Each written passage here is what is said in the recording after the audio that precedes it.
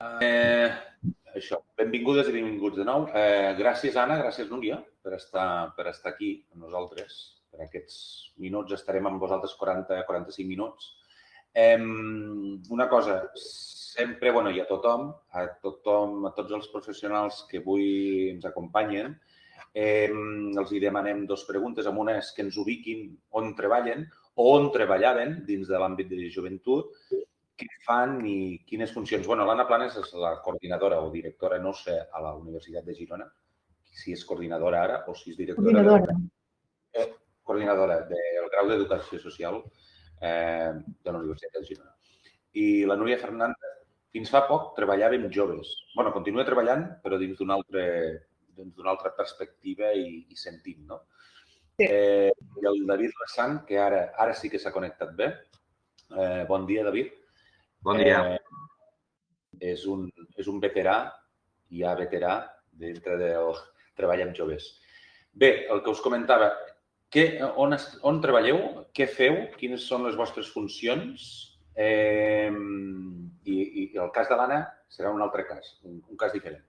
Si voleu començar, Núria mateix, Núria, David i ja... Jo fins al juny de l'any passat estava al Servei Socioeducatiu de Sant Cebrià de Vallalta, que es deia l'Hivernacle, i jo treballava de coordinadora del projecte i portava un dels grups. I estàvem amb adolescents, el grup que portava jo era de primer de l'ESO fins a quart. I una mica el que fèiem allà era el reforç més a nivell d'escola, d'institut, i després també un projecte al jove dintre de Sant Cebrià de Vallalta, com es veia i com podíem donar-li la importància que té el jove dintre del seu poble. I era això, bàsicament. Endavant. Molt bones. Merci a la gent del CES, merci Pep, Anna, Núria i tots els que esteu connectats i connectades. Us comento una miqueteta. El meu nom és David Lassan, tinc 42 anys, visc en un petit poble que es diu Corbins, de 1.400 habitants, a la comarca del Segrià, a l'oest de Catalunya. I una miqueteta, aprofitant l'oportunitat aquesta, perquè em vaig fer potser educador social o perquè estic treballant ara en un consell comarcal, en aquest cas com a tècnic de joventut. Jo en general també vaig assistir a unes jornades d'orientació i allí em vaig enamorar de la carrera, de la professió. Avui s'han comentat moltes coses com l'esperit aquest de lluita, de motivació. Jo penso que un educador o una educadora social ha de defugir de rutines, de conformitats, ha de practicar la vocació i ha de practicar la militància. Avui ha sortit molt el tema aquest de la lluita, de la crítica, de la reivindicació. Jo penso que és fonamental. És a dir, si no tenim aquesta perspectiva, aquesta mirada o aquest camí, abstenim-nos de segons quin tipus de pràctiques dins del món de lo social o, en aquest cas, de l'educació social. Jo vaig estudiar a la Universitat de Lleida, diplomatura d'Educació Social en aquell moment. Concretament vaig començar el 98-99, crec que la carrera com a tal era del 95 o alguna cosa així. I el fet de treballar en un servei comarcal de joventut com a educador social, en aquest cas com a tècnic referent, una miqueteta bé perquè la Generalitat de Catalunya, a través del Departament d'Afers Socials, Famílies i de la Direcció General de Joventut, va establir una delegació de competències amb els consells comarcals, és a dir, obliga als consells comarcals, per llei, a que hi hagi aquest equip de joventut que treballa pels joves de la comarca, pels joves dels municipis i dels pobles, en aquest cas. Això ens ve derivat també de la Llei de Polítiques de Joventut, que és superrecent, concretament de l'any 2010. Ens ve també derivat dels Plans Nacionals de Joventut de Catalunya, el del 2000 i el del 2010, en aquest cas. I això és una mica el que és el nostre marc competencial de treball com a educadors i educadores socials dintre d'un servei comarcal de joventut o dintre d'un servei local de joventut, en aquest cas. Una miqueteta per entrar en tasques, i amb això ja acabaré la meva intervenció i deixo la resta i el torn obert de preguntes. me remetré a una revista que hi ha encara, una revista que es diu Revista d'Intervenció Socioeducativa, encara existeix com a tal, més encara no la fan en paper, sinó que és en format digital, on ja l'any 95 hi havia un senyor que és el Jaume Funes, educador social, psicòleg, per mi un crac en aquest sentit, que ja va al 95 marcar una mica les tasques o els serveis o les funcions d'un educador o educadora social amb joves. I en aquest cas ell comentava tasques com han de ser facilitadors de processos amb joves. Parlava de ser un suport i un pont.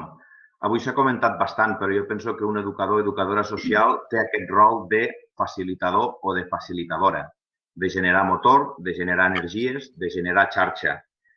Treballem en medi obert. Això és molt guai en aquest sentit. El medi obert te dona un ventall de possibilitats del mateix entorn, de la mateixa comunitat, del mateix individu, que és espectacular. Jo també soc una persona molt oberta i, per tant, treballar en un espai que és obert total, el de la comunitat, és una passada en aquest sentit. Parlava també d'aquest rol de dinamitzadors que hem de tindre i dinamitzadores. Jo penso que és molt important. Aquí segur la Núria ens podrà acabar de donar un munt d'opcions i de possibilitats. Parlava també del rol aquest d'orientador, d'assessor, d'informador juvenil en aquest cas. Jo també estic molt d'acord amb aquesta tasca. Parlava també de ser un motor de cara a la comunitat o de cara a la integració d'aquests joves a dins de la comunitat. És a dir, moltes vegades com a educadors i educadores farem una intervenció comunitària, però també una intervenció individual, de tu a tu amb el jove, amb aquest rol més d'assessor, d'orientador, d'informador. Parlava també de crear projectes, de crear espais. Els educadors i educadores socials hem de saber molt conèixer els recursos del nostre entorn, generar xarxa en aquest sentit, ser aquests canalitzadors i aquests facilitadors en aquest sentit.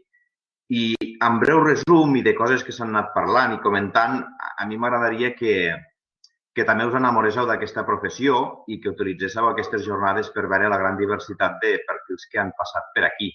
Jo me quedaria també amb el concepte o amb la idea de que l'educador i l'educadora social ha de ser un professional del canvi en relació a la persona, a l'individu, però també hem de ser professionals de generar canvis al nostre entorn.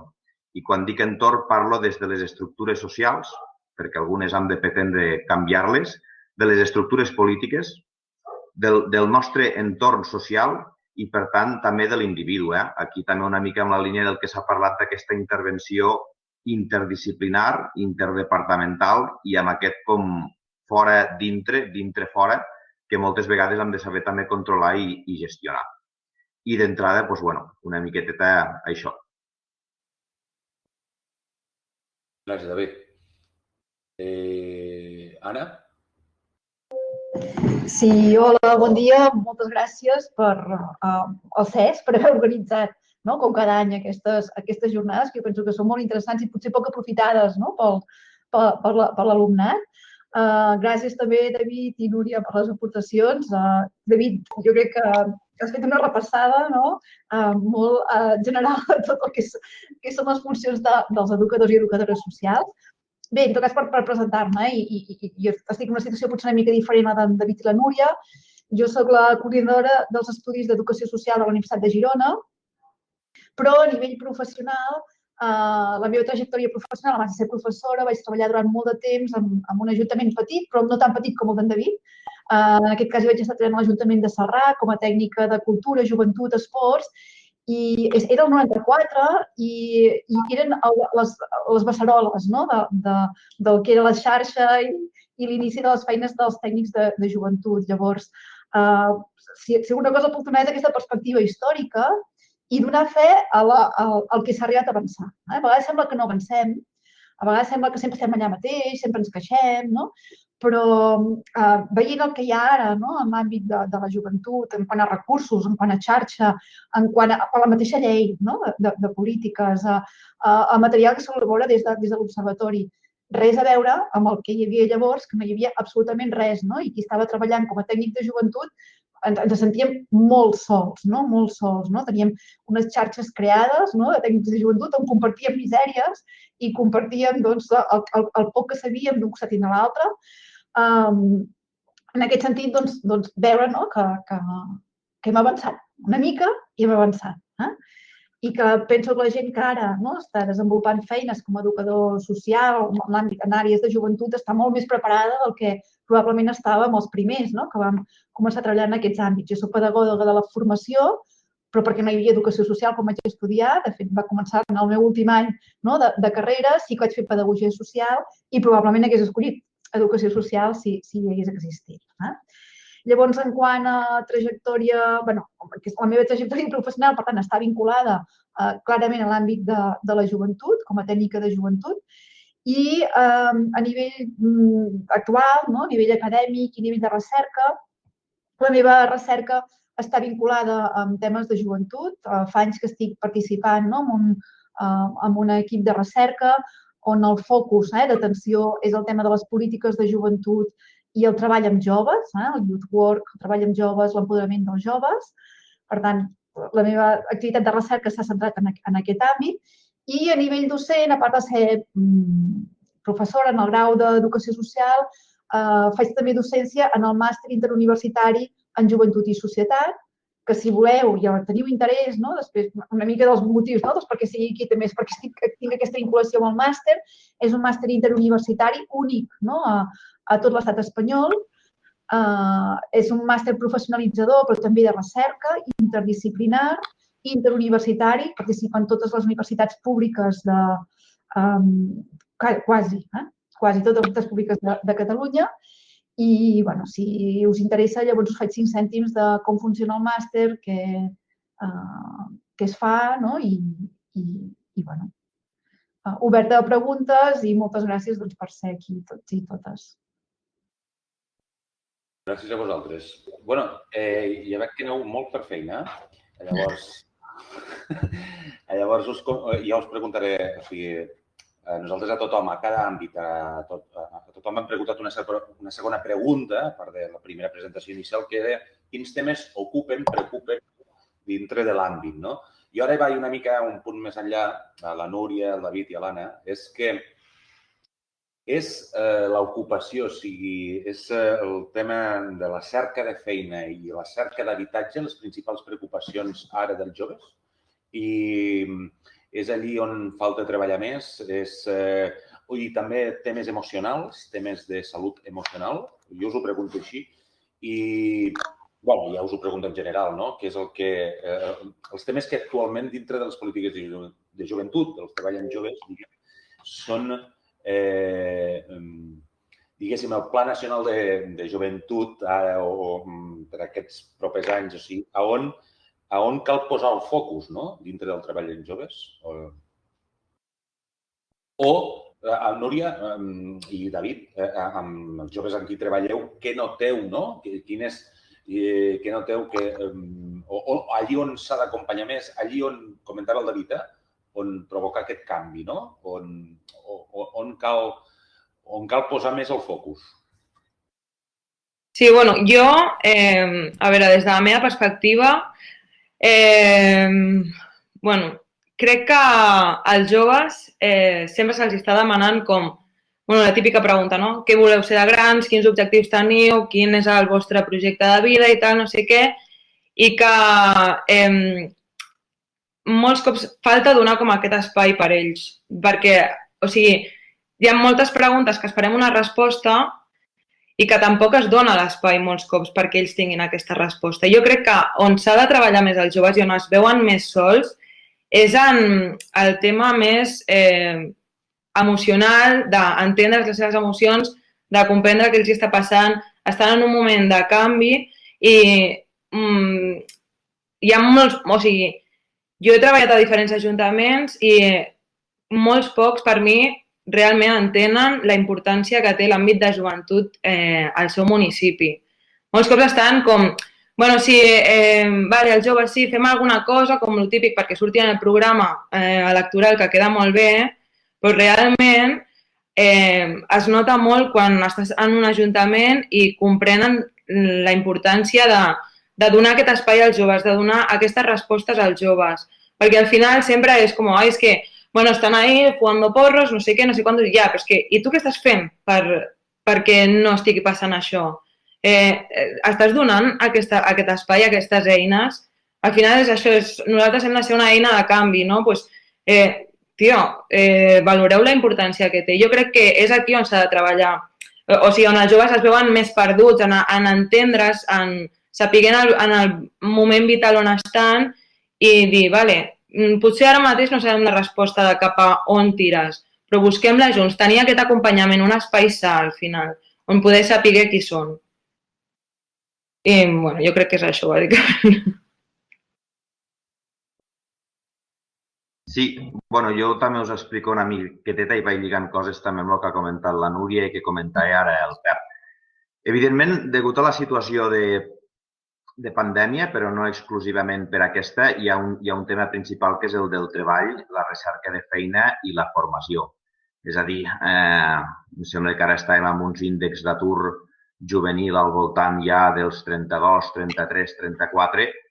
Clar, és a dir, el fet d'un jove acompanyar-lo per trobar aquesta primera feina o aquests canals d'inserir-se laboralment és algo que no podem mirar en un altre lloc, en aquest sentit. S'ha comentat el tema de l'habitatge. Jo aquí també seré molt crític. Va haver uns anys on l'habitatge era línia del Pla Nacional de Joventut de Catalunya i política principal. En aquests moments aquesta línia hi continua sent, però és que en aquests moments Joventut com a tal, com a departament, entre cometes, no té ni competències ni maneres de gestionar el tema de l'habitatge. Això en un país que tenim, em sembla que en aquests moments, segons els últims estudis, la taxa com d'emancipació juvenil se'n va cap als 28, 32 o 35 anys. És a dir, un moment en què un jove se sent emancipat en aquest sentit. Són unes dades que donen molt per reflexionar respecte al tema, per exemple, del treball i de l'habitatge. La pandèmia, la situació de Covid, ha generat també un altre tipus de necessitats que penso que hi eren, però que ara surten més. Jo m'agrada molt parlar sempre de la capacitat associativa del jovent, i tots els temes vinculats a temes d'associacionisme i participació de cara a la realització d'aquell jove dintre de la seva comunitat. Clar, l'ostión, per dir-ho així, que ha pegat la situació de pandèmia a la capacitat associativa del jovent de reunió, de dinamització, de crear els seus propis projectes culturals o socioculturals, ja us ho podeu imaginar, no? Ha estat una hòstia impressionant en aquest sentit. Es comentava abans, me sembla també que havia comentat la Núria o tu, Pep, els temes vinculats a temes de salut mental, no? Abans hem tingut al Reinaldo i a la Rosa, em sembla, les problemàtiques que ens esmenten des de les escoles, des dels instituts, són temes vinculats a temes de trastorns en temes d'alimentació o mals hàbits alimentaris, molts d'ells provocats a través d'una deixadesa en relació a determinades rutines o comportaments o conductes respecte a l'alimentació, i l'altre és el tema de salut mental. Quan parlo de salut mental no em refereixo ja quan hi ha un trastorn, no? Sinó una de les coses que més ens comenten avui en dia els joves és situacions de frustració, d'incertesa, d'angoixa, de patiment. És a dir, tots són elements a nivell de salut mental que poden arribar a desenvolupar un trastorn més endavant. Per tant, com a àmbits, els focalitzaria bastant en aquests temes que hem esmentat, no? Després hi ha també coses tipus, per exemple, la necessitat d'un jove de sentir-se realitzat amb ell mateix i amb el seu projecte de vida, no? Seria una de les principals objectius del Pla Nacional de Joventut de Catalunya, de les polítiques locals de joventut i de nosaltres com a educadors i educadores dintre de l'àmbit aquest de la joventut. Jo penso que és molt important acompanyar aquest jove a sentir-se realitzat perquè els joves sempre estan fent coses. És a dir, ja hi ha un munt de projectes que generen per la seva manera de ser, pel seu dinamisme, per la seva proactivitat. Clar, nosaltres hem de ser prou hàbils per detectar quins són aquests projectes, en què s'estan vinculant o no vinculant els joves, què estan fent a l'escola, què estan fent al carrer, què estan fent a la plaça, què estan fent al barri. Jo ja saps, Pep, que soc molt crític amb el concepte de polítiques de joventut, penso que hauria d'haver el moment que realment, més enllà d'aquestes polítiques de joventut, els educadors i educadores el que han de fer és anar al carrer, anar a veure on són aquests joves, anar a veure quines pràctiques tenen aquests joves i realment, des de la seva perspectiva, crear aquestes polítiques de joventut o donar recolzament a aquests projectes que ja hi són. És a dir, jo sempre m'agrada més aquesta actitud més transversal o més des del baix cap a dalt. Quan parlem de l'estructura jeràrquica o de la vertabilitat del poder en aquest sentit, trencar una mica i generar canvis amb aquestes estructures. I un altre tema que sempre m'agrada parlar és el de joves i mitjans de comunicació. És a dir, per què als mitjans de comunicació sempre surten els joves en clau negativa? Per què no tenen els joves temps en els mitjans de comunicació? Per què no surten projectes juvenils als mitjans de comunicació? Jo penso que també és un tema molt important perquè sesga totalment la imatge que tenim de la població jove. Només cal repassar aquests dies quan s'ha parlat de joves i pandèmia, no? Al principi va haver com, els joves són solidaris, els joves col·laboren i en acabat va ser castanyazo. Els joves provoquen pandèmia. Hem de vigilar amb aquestes coses i les hem de tindre cura també com a educadors i educadores que treballem al sector públic, en aquest cas, en el meu cas, i amb joves.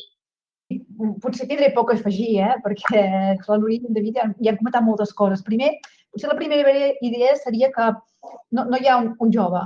Hi ha molts tipus de joves i moltes necessitats de joves. Llavors, no és el mateix un jove de 12 anys, o 14 o 16, o un de 25. Per tant, també les necessitats són molt diferents i moltes vegades els tècnics de joventut o la gent que treballa en l'àmbit de la joventut, sobretot des de l'administració local, ha de donar respostes molt diferents a necessitats molt específiques i molt concretes. En aquest sentit, els que vulgueu, els futurs educadors socials que vulgueu dedicar-vos en aquest àmbit i sobretot treballar com a tècnics de joventut, heu de pensar que heu de ser molt transversals i que heu de pensar per totes les tipologies de joves que tenim, no només per uns quants, perquè l'educació social, ho sabem, que hi ha aquells que en manifesten les seves necessitats i interessos i que realment els tenen, i hi ha gent que no en manifesta aquestes necessitats i interessos, però que és bo que els tinguem en compte i que engeguem projectes i els impliquem d'alguna manera en les nostres dinàmiques d'intervenció. Per tant, no oblidar-nos a ningú, malgrat uns ho manifestin i els altres no. Potser deies els àmbits, ocupació, evidentment, habitatge també, però jo el tema de la salut, del benestar i la salut, el remarcaria, i de manera forta.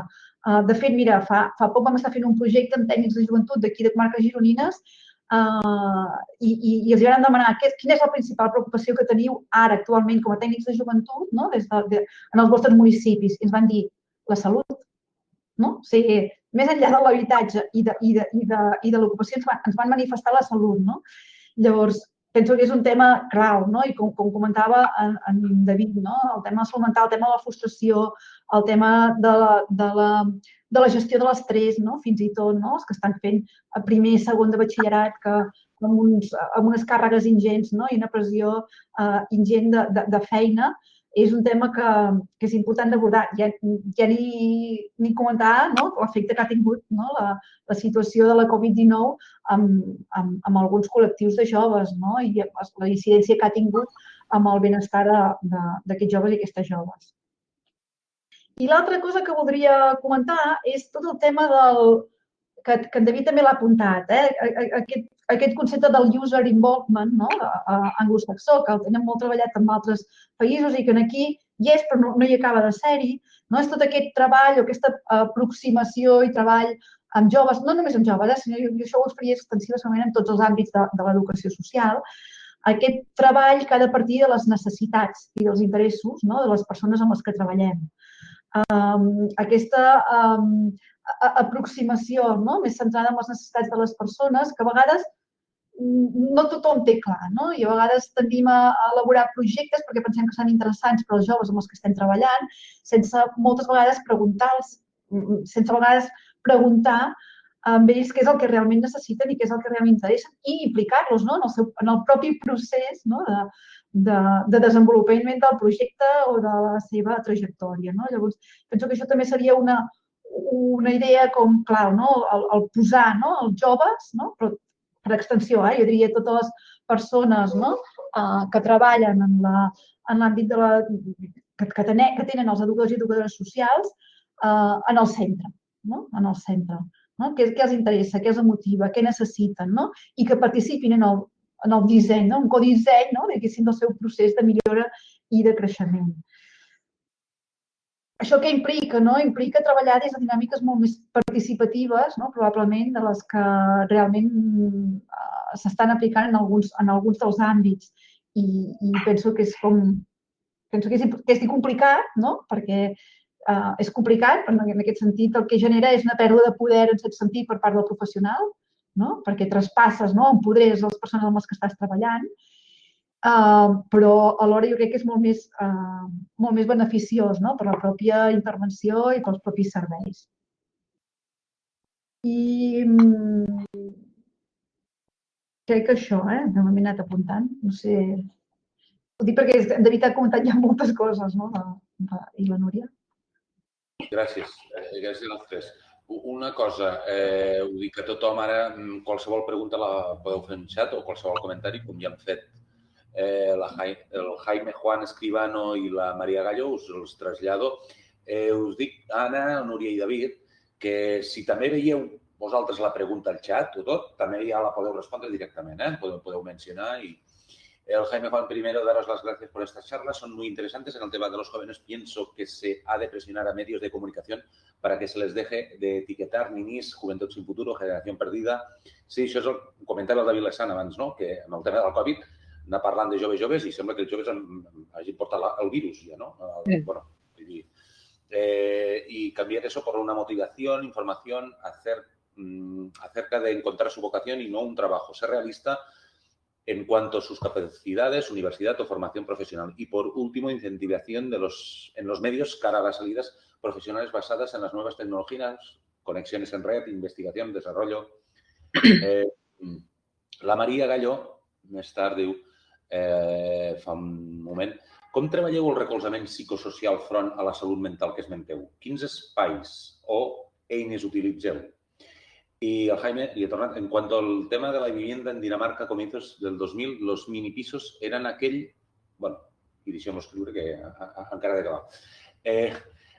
Respecte al que comenta la Maria Gallo, bueno, jo només dir abans que sí que, per exemple, jo personalment conec un servei de l'Ajuntament de Barcelona que és Aquí t'escoltem, que realment és molt potent, i treballen educadors socials dintre d'aquest servei on atenen a joves adolescents on notin que tenen qualsevol tipus de problema. Ells sentin, jo en dic salut més aviat emocional, no? Un tema perquè salut mental moltes vegades... O sigui, traslladar la salut mental és el concepte, diguem que potser no n'ets conscient al primer moment, no? Però, bueno, sí que és un servei de l'Ajuntament de Barcelona que es diu Aquí t'escoltem. Molt interessant. Busqueu per internet, realment és molt interessant. Però, com a professionals, com podem treballar aquesta salut mental? Com a educadores i educadors socials, no? Aquesta salut emocional dels joves. Ho comento. Bueno, no sé, jo crec que al final parlo de la meva manera de poder treballar-ho, és que ells sàpiguen que tenen en tu una persona que els escoltarà i llavors de manera conjunta buscar una eina o algun recurs que li pugui funcionar. Però al final és com que jo crec que ja el simple fet que sàpiguen que amb tu o amb l'educador que sigui tenen una persona allà a la que poder explicar, jo què sé, si li passa tal o qual o no sé què, o amb la que poden comptar, això ja s'està treballant d'alguna manera. Després sí que és veritat que cadascú posa el seu recurs, les seves eines i tal, perquè al final cadascú té la seva cosa interna, però que per mi l'important d'entrada és això. A mi, per exemple, al confinament, quan estava a Sant Cebrià, el que passava era que, clar, no podia fer la meva feina, anar allà a l'espai, perquè no podia anar cap a Sant Cebrià. Llavors, el simple fet de saber que tenien el número de telèfon, tenien el mail de Sant Cebrià, podien fer videotrucada, no sé què, i ells poder, doncs jo què sé, quedàvem un divendres, vale, doncs desconnectar, parlar d'altres coses, no sé què, i a poc doncs anar creant aquest vincle, perquè mira, Núria, doncs avui estic malament perquè m'ha passat això, no sé què, doncs, tal. Jo crec que això ja és com un punt de fuga, un escape per ells, jo crec. I a partir d'aquí, bueno, pues sí que després diferents recursos, hi ha un munt de recursos, jo crec que això ja cada un s'adapta a la cosa que li passi en aquell moment al jove. Sí, bueno, jo en aquest cas i per comentar a la Núria i en relació a la pregunta de la Maria Gallo. Nosaltres aquest tema el focalitzem molt i això lliga molt amb la importància dels professionals que han intervingut abans del tema del rol també de l'educador social, l'educadora social dins de l'escola i dins de l'institut. És a dir, en temes de salut mental, tot el que sigui el treball en prevenció és superimportant, no?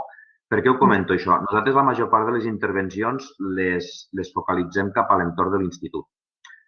Els instituts tenen un gran potencial, un dels quals és la intervenció de diferents tipus de professionals dintre del que és el centre educatiu, no? Per exemple, el Departament de Salut ja fa uns anys va engegar tot el tema del programa Salut i Escola. El Salut i Escola és un programa com a tal on un professional de la salut va amb aquest espai de l'institut, amb un espai de consulta oberta, a través del qual, de manera, bueno, en aquest cas gratuïta, totalment confidencial, té accés a aquests joves dins de l'entorn educatiu de l'institut i pot fer un treball preventiu o un treball terapèutic en aquest cas. També una altra opció que es té és la de generar programes o projectes específics, no? Sobre temes, en aquest cas vinculats al tema de com treballar aquesta frustració o aquesta ansietat o aquesta angoixa. Et parlo també d'un treball molt preventiu. No entro en tot el tema ja més de quan un trastorn com a tal ha sortit ja o s'ha detectat i s'ha de fer un altre tipus de tasca en aquest sentit. Va molt bé també tot el que és el tema d'alguna manera, generar una mena de xarxa protectora a l'entorn d'aquest jove. És a dir, quan treballem amb joves, no treballem exclusivament amb joves, sinó que ara mateix, quan et parlava del tema aquest més dels instituts, s'ha de treballar, evidentment, amb el professorat, s'ha de treballar, evidentment, amb les famílies, és a dir, s'ha de treballar amb tots aquells elements o agents de protecció que té aquest jove dintre de la seva comunitat. Jo penso que això és molt important. Tot el tema d'incloure aquest jove cap a un entorn més associatiu. Penso que és un factor de protecció molt important de cara a temes de salut mental. Ja em diràs tu, si trobem un jove que viu d'una manera aïllada, reclòs, a la seva habitació o al seu espai, només amb el seu grup d'amics, etc., clar, són elements poc protectors en aquest sentit. Jo penso que és molt important fer aquest enfoc multiprofessional i treballant des de multiplicitat de perspectives en temes de salut mental, en aquest cas. I respecte també a les aportacions aquí del Jaime, doncs espectacular, tio. S'ha comentat el tema d'aquest etiquetatge que sofreixen els joves, que els hi fa un flaco favor, realment. Estàs parlant de temes d'habitatge, clar. Dinamarca, el tema dels països nòrdics, els països del nord d'Europa, no ens podem comparar. És a dir, ens podem emmirallar o podem mirar com fan les coses i analitzar-les, però aquí som mediterranis, som fenicis en aquest sentit. Tenim polítiques que estan realment molt poc desenvolupades, no? Amb el tema d'habitatge, clar, tota l'especulació que hi ha hagut, perquè aquí és com campi qui pugui, no? En vez de com ajudar al pròximo, és com joder-le la vida. Què ha generat això? Doncs poca perspectiva en polítiques d'habitatge. I la gent quasi bé només veu el tema de la tinença o del lloguer, quan en canvi ara estan apareixent altre tipus de formes d'habitatge, no? Des de les cooperatives d'habitatge, i en aquest cas hi ha una gent molt potent que és la gent de la Dinamo, que són molt cracs amb la gestió d'aquest habitatge des d'un punt de vista de cooperatives, que seria una alternativa. Hi ha tots els projectes, per exemple, de masoveria urbana, sobretot en zones urbanes o en zones rurals, que estan obrint un altre ventall de possibilitats, però és sortir una mica també de l'encaix aquest de la tinència, és a dir, de l'habitatge en propietat o buscar alternatives al lloguer. Sí, jo per afegir, potser com per resumir, no? El tema del treball en xarxa, no? I l'abordatge comunitari jo penso que és clau. L'educador social no pot respondre a tot, no? Però sí que és important teixir sinergies, no? amb el territori, teixir sinergies amb els altres agents, amb les altres institucions que estan treballant en el territori i crear comunitat, no? Treballar des d'aquesta dimensió més comunitària, jo crec que és clau. I com apuntava també en David, el tema de la salut i del benestar i de la promoció, vaja, de la salut, un dels espais on tots els infants i joves acaben passant són les escoles, els centres educatius. Llavors, dintre dels centres educatius també s'ofereixen. El cas que una cosa que s'ofereixen és que realment l'impacte sigui el que s'espera. Però hi ha molts projectes, el Salut i Escola que comentava en David, el Sigues Tu de la Universitat de la Diputació de Girona, aquests programes que comentava també de Barcelona.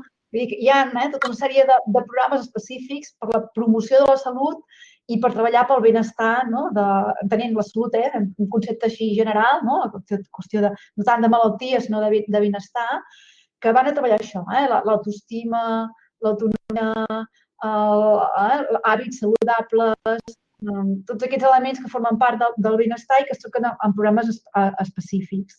Llavors, precisament el que us comentava, aquesta recerca que van fer amb tècnics de joventut de comarques gironines que van dir no, és que volem treballar la salut, I, a més, la salut el que volem és treballar-la, que la treballem als instituts. Nosaltres diem, home, però sou tècnics de joventut. No. Nosaltres el que volem fer, vam acabar fent una eina, que és una eina de promoció de la salut per treballar en els instituts. I la van dissenyar els tècnics de joventut. Vam dissenyar un conjunt de tècnics de joventut, vam incorporar agents de la salut en el grup de treball i això llavors ho hem passat a la Diputació de Girona perquè ens faci difusió i ho faci arribar en els centres educatius. Per tant, fixeu-vos que a vegades no és tant el que podem fer nosaltres amb aquesta relació de vincle amb els joves, sinó el fet de buscar espais, de derivar i de crear projectes o fomentar projectes per treballar aquests elements. Moltes gràcies. Estem a punt d'acabar. Tenim encara per això 2 o 3 minutets, podem dedicar-hi. I he vist el David Lessant que aquí ens ha enllaçat. Enllaçat 2 espais. Ens ho pots explicar breument, David? Què ens has enllaçat? Vale, us he deixat només... Hi ha moltes experiències, però per mi la gent de la Dinamo són referents en temes d'habitatge cooperatiu. Fan una tasca superguaia i molt ubicada com a l'entorn del barri de realment fer un disseny d'un projecte d'habitatge comunitari dins de la comunitat com a tal, des del que és el disseny d'aquell espai a la integració, diguéssim, de diferents col·lectius. Jo penso que és important tindre'ls en compte i pegar-hi un cop d'ull. I després també per la gent potser que no ho conegui, una n'ha sentit a parlar també els projectes de masoveria urbana. Aquí, per exemple, a Ponent, a Lleida, ara s'han engegat un parell de projectes a través d'una entitat que es diu Ponent Coopera, que el que fan és com buscar joves que d'una manera col·laborativa acaben tenint un accés a un habitatge que potser està envellit en aquest sentit, i és com fer-lo de nou, treballant amb ells i fent el disseny d'aquell habitatge molt amb la línia d'un habitatge compartit. Com a estratègies, diguéssim, o com a petites alternatives a lo complicat que està, diguéssim, el tema de l'habitatge aquí. Sí. Moltes gràcies. Moltes gràcies, David. El que pregunta la Maria Gallo, si heu treballat amb joves tutelats, com heu treballat el procés de desvinculació, no sé si, Núria, tu ara estàs treballant amb... A un CRAE. Ah, vale. Se li podria respondre a la Maria perquè, clar, jo no No acabo d'entendre, perdoneu, no acabo d'entendre tampoc la pregunta. És que no sé si vol dir com, o sigui, des d'un centre com un CRAE o des d'un casal de joves, si has treballat amb... No ho entenc. Jo entenc, suposo, però jo el que no entenc és el procés, la desvinculació. Desvinculació d'on? Del centre cap a... M'enteneu? O sigui, quan els joves arriben a l'edat adulta i han de marxar del CRAE, vale. Vale. Bueno, al final jo crec que sí que hi ha com la desvinculació de que marxen del centre i és el que hi ha i ha de començar la seva vida, però que almenys la manera de treballar d'ara del centre on estic és molt de, bueno, que sempre estem aquí. Qualsevol cosa... Clar, ells marxen i hi ha moltes coses superbàsiques que no s'han parat a preguntar mai i de sobte que no saben com canviar una bombeta i no saben tampoc a qui trucar, saps? I és a tu, al final, la persona a la que truquen per fer aquesta pregunta. Que són petites coses que igual penses més a treballar, jo què sé, que siguin autònoms, de saber buscar feina, que sí que són coses superimportants, però les petites coses al final van sorgint al dia a dia i tampoc es pots preparar per tot, perquè és impossible.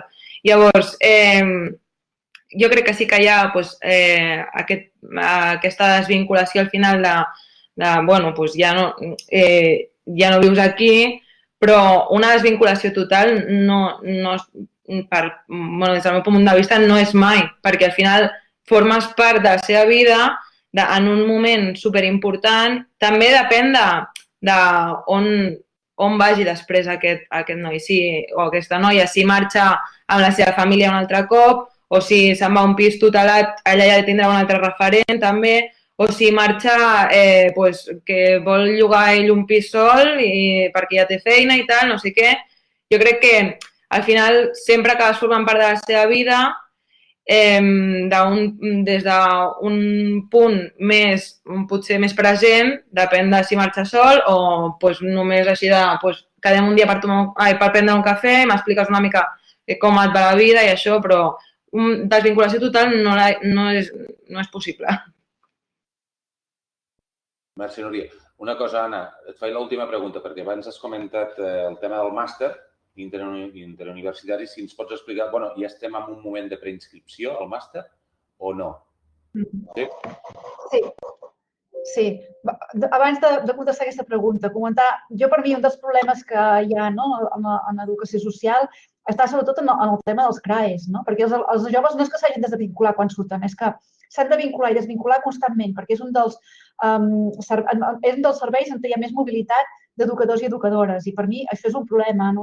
En uns centres en els que hi hauria d'haver-hi una estabilitat, equips estables, que fessin un acompanyament a joves i a infants que realment necessitarien tenir aquest entorn segur, és un dels espais amb més mobilitat dels diferents àmbits de l'educació social. Ho apunto perquè per mi és un dels problemes. No sé si se'n parlarà en algun altre dels espais. I en relació al que comentaves del màster, sí, el màster ja han començat, es poden fer les preinscripcions. És a través de la pàgina web de la Universitat de Girona. Si poseu Universitat de Girona, màster interuniversitari en joventut i societat, ara posaré l'enllaç aquí, ho podreu demanar informació. El coordinador del màster és en Pere Soler i ell us pot atendre amb totes les preguntes que hi hagi. Potser explicar que és un màster que és interuniversitari, que llavors és de dissabtes i divendres a la tarda i dissabtes als matins.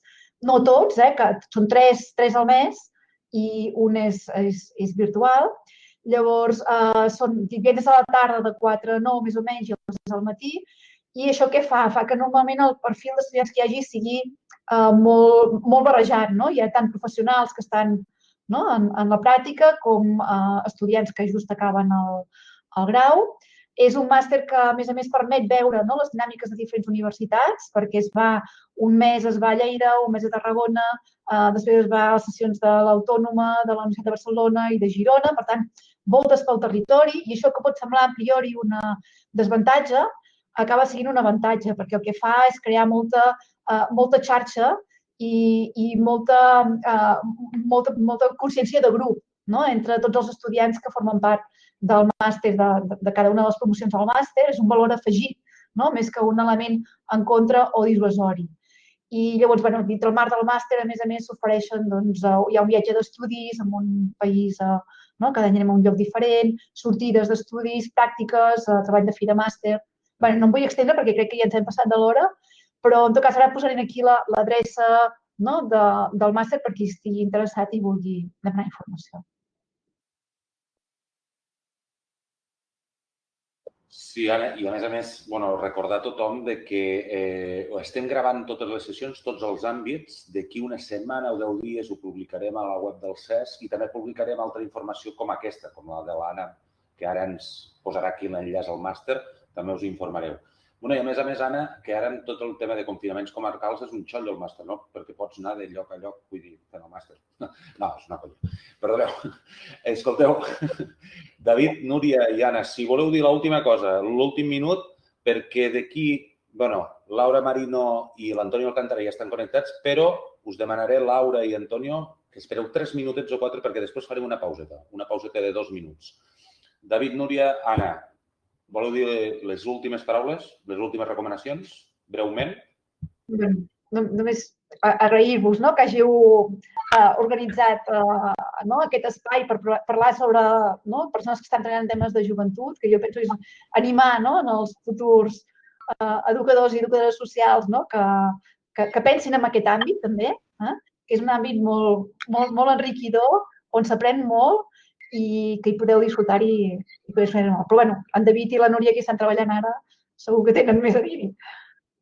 No, jo també agrair i això, que al final jo crec que joventut és el que ha dit l'Anna, que és un àmbit on, els altres també, però la joventut és que has d'estar al dia a dia sempre renovant-te, aprenent, millorant, i jo crec que enganxa molt i que el tinguin present, i moltes gràcies per convidar-me.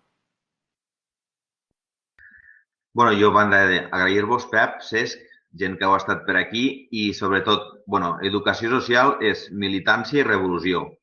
Per tant, no renuncieu mai a la militància, a la revolució i que, sobretot, heu de ser professionals del canvi. No ho perdegueu mai de vista.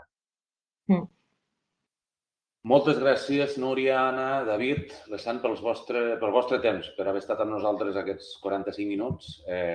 Gràcies pel vostre temps, la vostra expertesa, experiència, totes les vostres paraules i merci. I ens veiem en una propera ocasió.